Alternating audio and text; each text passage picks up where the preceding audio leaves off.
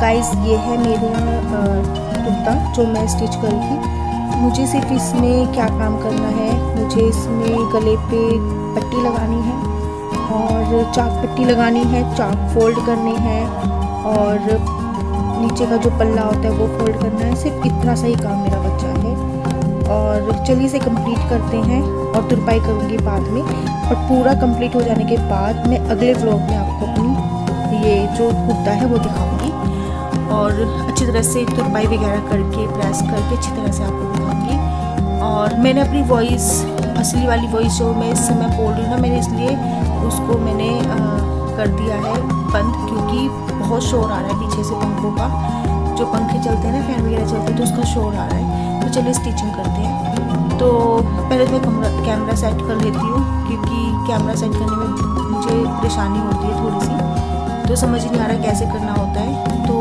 अभी मैं गले की पट्टी बना लेती हूँ, तो इसे गले में अटैच करूँगी और बस थोड़ा सा ही काम है, ज़्यादा काम मेरा है नहीं। और मैंने सोचा आज ना मैं सिलाई के ऊपर व्लॉग बनाती हूँ, तो इसीलिए मैंने आज ये मन बनाया। तो ये भी मेरा एक डेली रूटीन में आता है। रोज़ डेली मैं सिलाई करती हूँ, कभी कभी स्किप हो जाता है, नहीं तो मैं करती हूँ। और एक हफ्ते से व्लॉग इसलिए नहीं आ रहे क्योंकि मैं सिलाई में ही लगी हुई थी और किसी ने मुझे अपनी अल्ट्रेशन कुर्ती दी थी, तो वो मेरे लिए एक नया काम था, क्योंकि वो मैंने फ़र्स्ट टाइम इस तरह का काम किया था।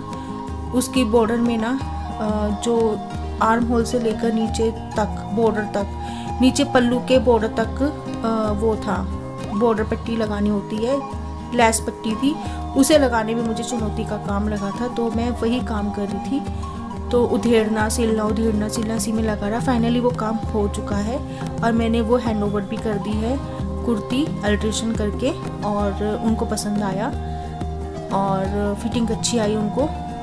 तो अब उनका नेक्स्ट सूट मुझे सिलना है, तो अभी तो मैं स्टार्ट करूँगी। अब मैंने कल ही दिया था वो सूट उनको, तो काफ़ी सही लगा। और बार बार धागा निकलता है ना, तो धागा डालने में मुझे बड़ी दिक्कत होती है।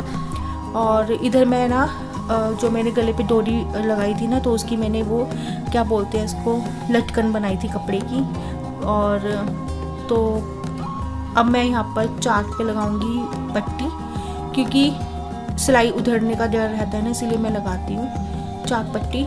और दोनों तरफ लगाऊंगी और अच्छी तरह से लगाने के बाद, अब देखो धागा निकल जाता है बार बार। शायद इस समय धागा नहीं निकला था, मुझे लगा धागा निकल गया था। तो चलिए चाक पट्टी भी हमारी लग गई है कुछ इस तरह से। और अब इसकी हम क्या करेंगे, हम इसकी ये जो साइड है ना, उसको हम फोल्ड करेंगे, कच्चा करेंगे। तो सबसे पहले तो मैं निशान वगैरह लगा लूँगी नीचे पल्लों पर। पहले पल्ले सेट करने होते हैं इसके नीचे के, और एक्स्ट्रा कपड़ा मैं कट करूँगी ताकि मुझे फोल्ड करने में दिक्कत ना हो। और फिर निशान लगाऊंगी जितना मुझे फोल्ड करना है, सारे पूरे मैं पल्लू पर जो पल्ला होता है ना कुर्ते का, उस पर सारे निशान लगा लूँगी। मुझे इसी निशान पे फोल्ड करना है, तो आगे पीछे पल्लों पर मैं निशान लगा लूँगी। और अब मैं इसमें कच्चा करूँगी। और मेरा जो धागा है ना, वो नीचे का मशीन का बॉबिन केस का धागा ख़त्म हो गया था, उसको भरना है।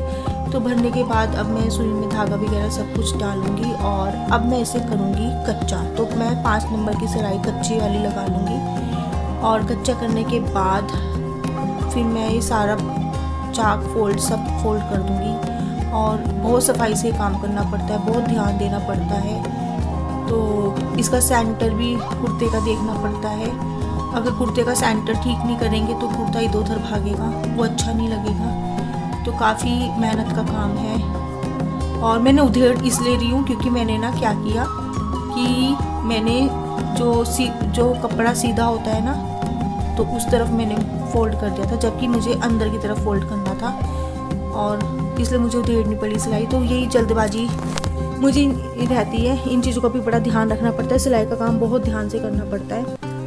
धागा बार बार निकल जाता है क्योंकि मेरी लापरवाही से हो जाता है। मैं धागा को थोड़ा सा बाहर खींचती नहीं हूँ जिससे कि वो सिलाई करते हुए ना निकले, और धागा डालने में मुझे बड़ी दिक्कत होती है।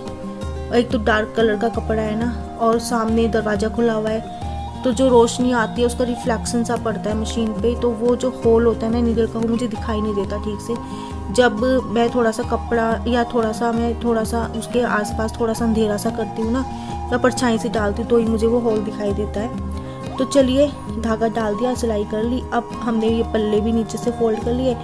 अब मैं इसका सेंटर देखकर जितना मुझे पल्ला रखना है उतना मैं निशान लगाऊंगी और बाकी का कपड़ा फोल्ड कर दूंगी साइडों से, और फिर उसको स्केल की हेल्प से मैं लाइन खींच लूँगी, ताकि मुझे रहे कि इसी लाइन पे मुझे फोल्ड करना है। तो ये चारों तरफ मैंने ऐसे कर लिया था, और एक्स्ट्रा कपड़ा मैं कट कर दूंगी।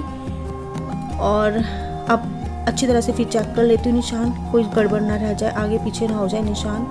तो इस तरह से पीछे भी निशान लगा लूँगी। पीछे भी जो है मैं इस तरह से साइडों में निशान लगा लूँगी कि मुझे कहाँ पर कैसे फोल्ड करना है, इसी लाइन के ऊपर मैं फोल्ड करूँगी। तो चलिए, अब इस पे भी कच्चा कर लेते हैं, और चारों तरफ के चार फोल्ड करने के बाद मैं इस पे तुरपाई करूँगी। अभी मुझे इसकी बाजू की ना सिलाई उधेड़नी है मोहरी की, क्योंकि उसमें कपड़ा ज़्यादा है और बाजू मुझे कम लग रही है। तो इसीलिए, वैसे तो मैंने लंबाई सही रखी थी, लेकिन वो लंबाई कम पड़ रही है। तो अब मैं उसको थोड़ा सा 2 इंच और बढ़ाऊँगी। 14 था तो 16 कर दूँगी, तो अब थोड़ी सी लंबी हो जाएगी ना बाजू, तो अच्छी लगेगी। तो कपड़ा काफ़ी ज़्यादा मैंने फोल्ड किया हुआ है बाजू में, तो एक सिलाई लगा दूँगी या फिर थोड़ा सा फोल्ड करके तुरपाई कर दूँगी। तो यही काम रहता है, और ये काम भी छोटे छोटे काम होते हैं ना, ये भी बहुत ज़्यादा होते हैं। तो एक कुर्ता सिलने में ना काफ़ी ज़्यादा मेहनत लगती है और काफ़ी काम भी उसमें होता है। तो जिनकी स्पीड तेज़ है वो जल्दी कर लेते हैं, 1 घंटे में ही एक सूट तैयार कर देते हैं जिनकी स्पीड होती है। खैर, मैं तो पूरा एक दिन में कुर्ता तैयार करती हूँ, एक दिन में प्लाजो तैयार करती हूँ, क्योंकि अभी मेरी स्पीड इतनी हुई नहीं है। लेकिन आगे आगे मैं प्रैक्टिस करूँगी तो स्पीड भी बढ़ती चली जाएगी। इस कुर्ते को मैं नेक